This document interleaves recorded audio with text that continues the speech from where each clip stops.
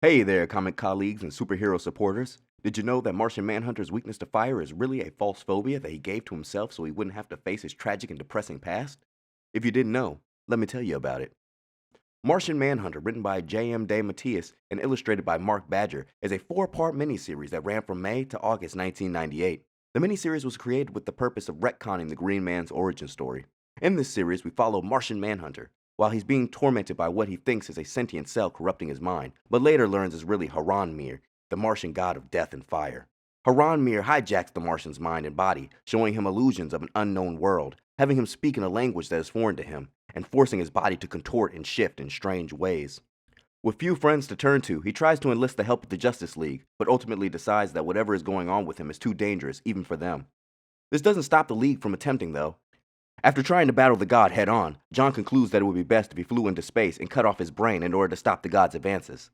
The Justice League, comprising of Batman, Blue Beetle, Booster Gold, Mr. Miracle, Captain Atom, and Red Rocket, search high and low for the telepathic extraterrestrial. Once they found his body adrift in the starry sea, they brought him back to HQ to run some tests. What the League didn't account for is Haranmir infiltrating the headquarters, curb stomping the League, and kidnapping the last son of Mars.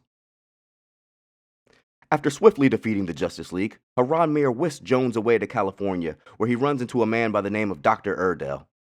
If this reunion isn't confusing or surprising for you, and you're asking, who the heck is Dr. Erdell? Then please, let me explain.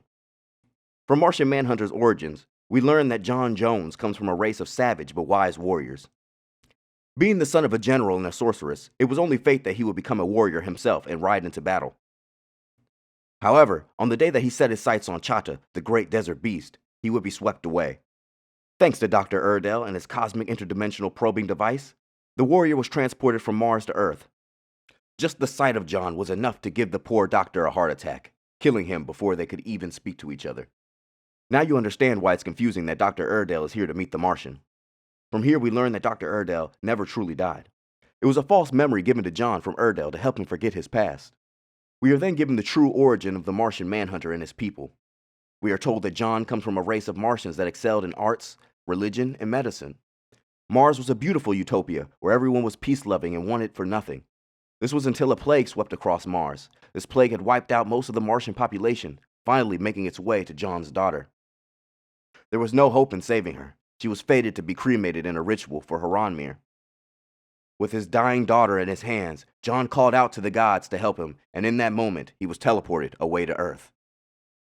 Unfortunately, his daughter died in his arms shortly after being teleported. The shock of her death caused John to pass out, and while unconscious, he opened up his mind to Dr. Erdell, and according to the doctor, the two came to know each other in a way God's creatures rarely do. The doctor was flooded with images and information, learning all about the Martians and John's situation. Also during this time, due to John's refusal to accept his reality, Dr. Erdell rewrote his memory, giving him a new origin, where he was an amalgamation of 50 sci-fi movie tropes. This gave the Martian Manhunter new purpose and allowed him to continue living until it was time for him to confront his past. Now I know what you may be asking. Did Dr. Erdell also give John his weakness to fire? Well, actually, John's weakness to fire was given to himself. He implanted this false phobia and weakness so that he could avoid having to accept his daughter's cremation. If he couldn't even stand the sight of fire, then he would never have the chance to remember the truth. After learning and accepting his true origin, John was able to let go of the psychic hold that he had on his ancestors, allowing them to pass over peacefully into the realm of Haranmir. We end the series with John in good spirits, dancing and singing a song of his people. Here are some panels that I thought were interesting. We see a scared Batman not once, but twice in this first issue. I also like how in these panels, Batman tries to be understanding at first to John's situation, but he finally just like loses his cool and grabs the collar of Martian Manhunter's cape and is like, "There's nobody there!" Like, dude, get over your psychotic episode that you're having. Like I don't know. I just think it's just kind of crazy how quick Batman loses his cool and he's just about to fight Martian Manhunter over him having a psychotic break. It's kind of funny to me. I don't know. Oh yeah, and then Batman ultimately gets like decked in the face by Martian Manhunter right here. So yeah, I mean, you got to be understanding to your friends, or they'll just punch you in the face, I guess. Okay, right here in these next panels is total master manipulation by Batman. Like Captain Adam is really asking some really reasonable questions here. Like, tell me something, Bats. How do we go about finding a guy who can change shape, turn invisible, and telepathically block out our minds to boot? Like, yeah, I mean, that's a good question to ask. And Batman is just like, if you're gonna whine like a little punk, Captain Adam, you could just stay here. Let's move, everyone. It's like, whoa, man, those are actual valid questions. You just told him to stop whining. Like, no, I'm trying to come up with a plan here. So I thought that was interesting. The last thing that I wanted to show you guys was this banter back and forth between Booster Gold and Blue Beetle. I kind of got a kick out of all this. These two guys like are always around each other, but they seem to not really like each other that much. But I mean, I guess they both are easily unlikable, so I guess they have to hang around each other. So yeah, right here is like Blue Beetle just doesn't shut up. I don't know why. He just doesn't shut up. I guess that's in his character. I haven't read many Blue Beetle things. Okay, yeah. So right here in the scene, Batman is questioning Dr. Erdell. He's like, "I'm only going to ask you this once. Who are you, and what do you have to do with John Jones?" And he's like, "Batman." And then Blue Beetle over here, he's like, "I don't think that was the right answer. Do you, Booster?"